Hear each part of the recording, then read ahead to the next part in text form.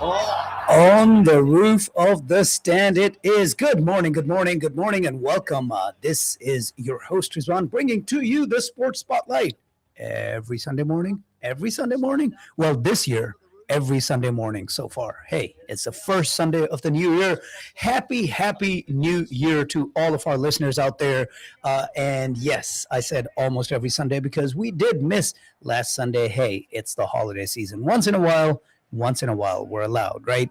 I hope each and every one of you had an excellent and amazing holiday season, Christmas, New Year's, all of that, Hanukkah, Qaid Azam Day. What else is celebrated around this time? Kwanzaa, and a few other things that I might be missing. Whatever holiday it is that you celebrate during this holiday season, I hope you and yours had a wonderful time and you are recharged and you are ready to roll into 2026. All right. So, hey, what do we do here? Every Sunday morning, we we fire up the spotlight. And yes, it's a real spotlight. One of these days, maybe we'll have it right here.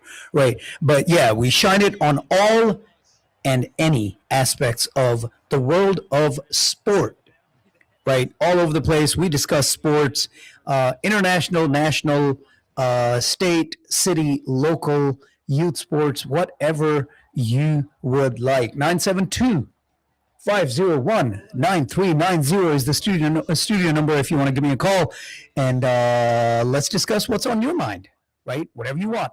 We're up to discuss anything and everything that you, our listener, wants to discuss.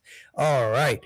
As usual, we're going to shine the spotlight brightly onto the cricket oval to start things off. And boy, oh boy, there is some stuff that is going on in the cricket world and some stuff that is about to go on. First and foremost, I think we really need to talk about this.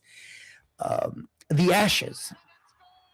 The Ashes taking place down in Australia.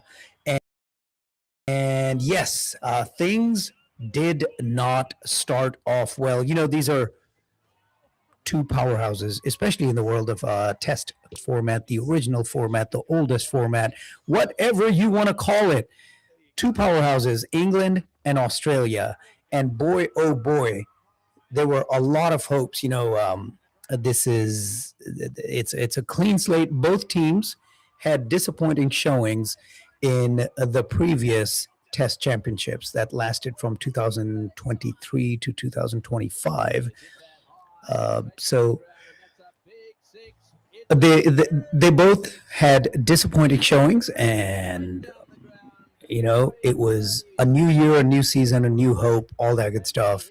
And so each one of these teams came into this competition with renewed hope. And only one team, by the time the first three matches concluded, only one time still had that hope. The other side was in a state of despair. So, how did things go? Let's catch you up. I know we've talked about it before the break, but it's been a while. So, let's catch you up. England did not have a great showing with the bat. They did have a good showing, not a great, good showing with the ball. 172 on their side, they were all done, but then they held Australia to only 132. And you thought, okay,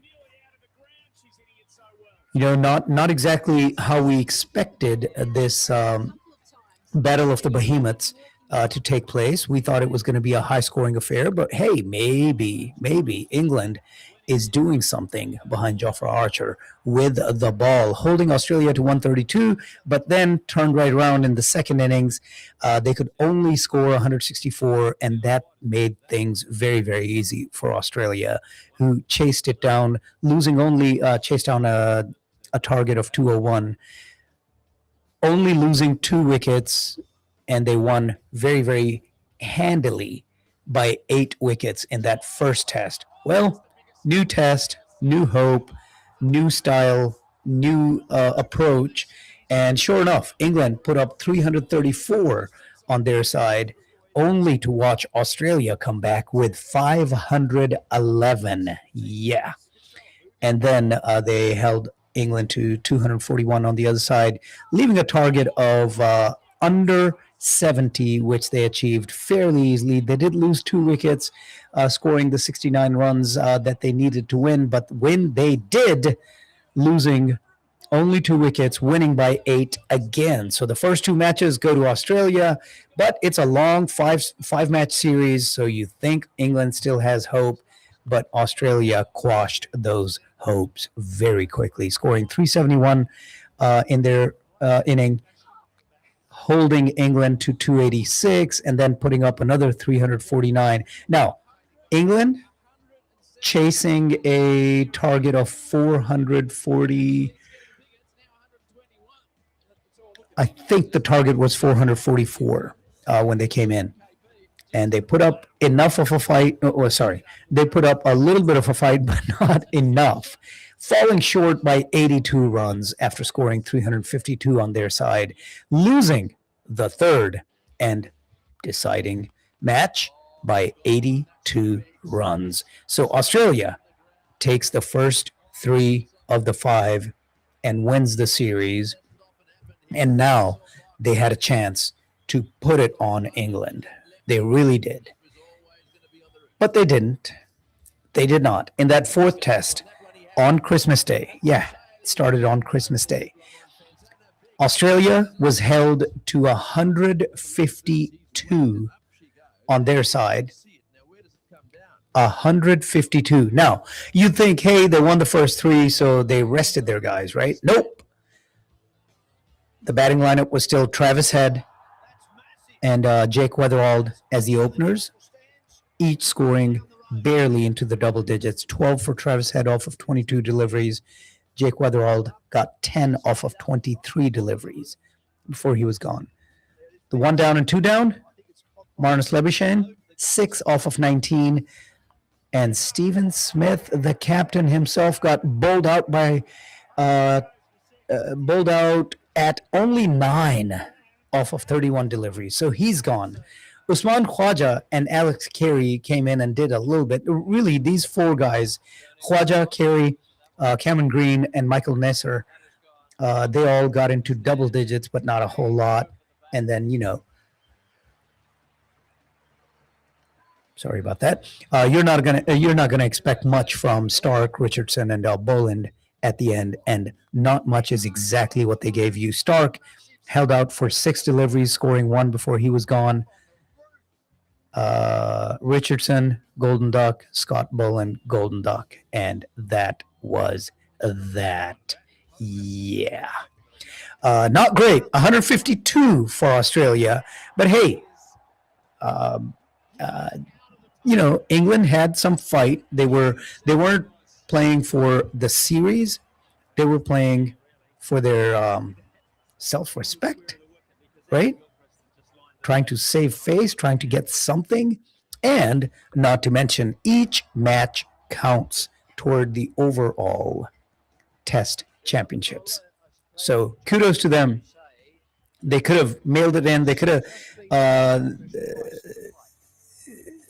just given up, but they did not. They did not. They put up a fight and held Australia to 152 in only 45.2 overs, and then started their fight. But no. Australia still wants to win. As I said, each match counts toward the Test championships, and Australia knows this. And they came in, Mitchell Stark, man.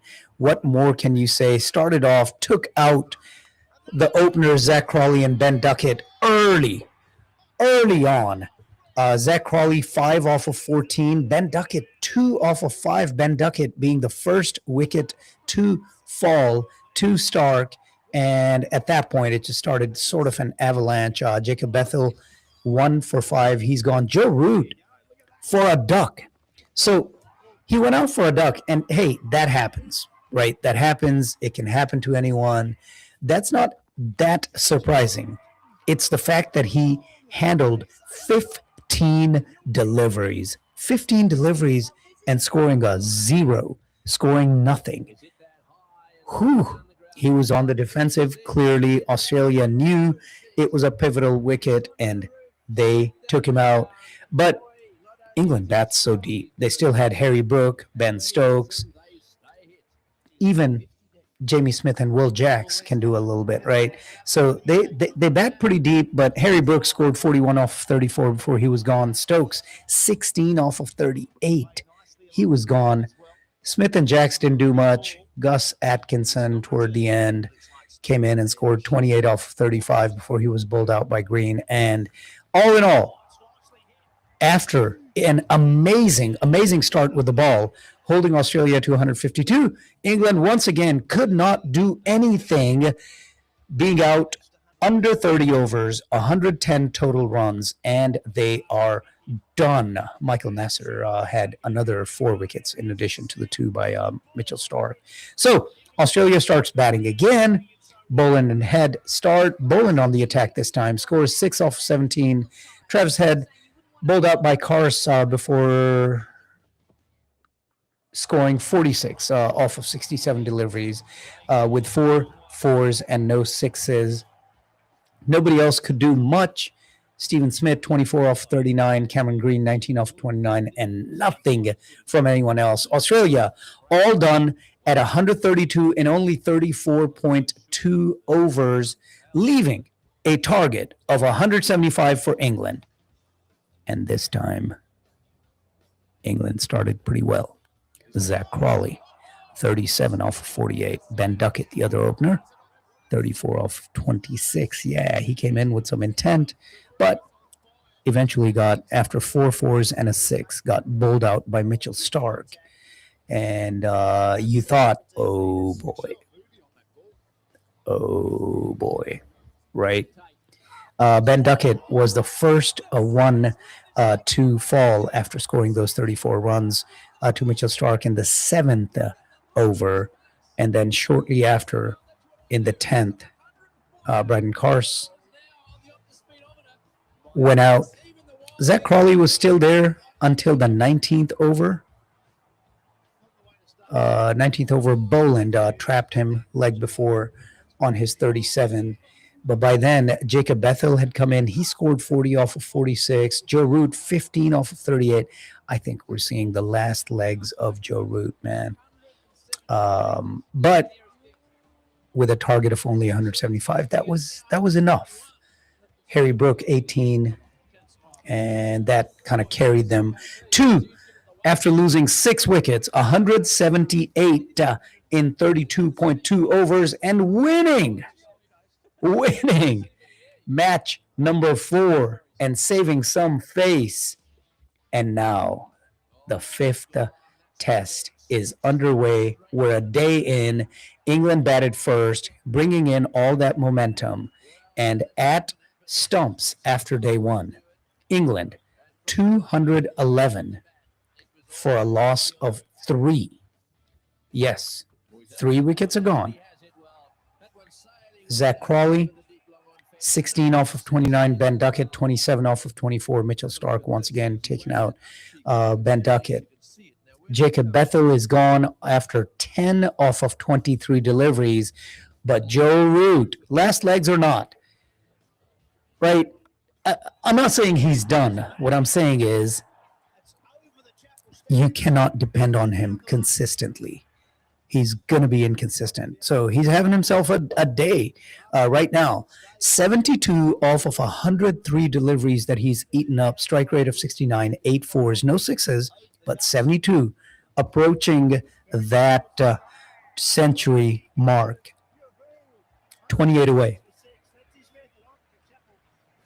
Harry Brook, opposite him, having himself a pretty good day himself. 78 off of 92 deliveries, 6 fours and a 6, strike rate of 84. So these two were the night watchmen, saw it through to the end of day 1, to the stumps, and each of them flirting with a century. Still a ways to go. 22 for Harry Brook, 28 for Joe Root. But day 2 is going to start pretty soon, and we will see how that goes. and what England is able to do. Are they going to be able to build off of this, continue the momentum, and get to 350, 400, maybe approaching 500, and really put the screws to Australia, or are they going to collapse and be done after this wonderful start? Be done for less than 400 would be somewhat disappointing. Less than 300 would be devastating. I think Australia is a kind of a team that will build off of it, seize the momentum, and just not let up. If England is somehow, um, if England turns out to collapse to under 300, I think Australia is going to pounce on that and go for the kill. But it's right now on day two. It's England's chance, England's opportunity to go for the kill instead, trying to make sure that they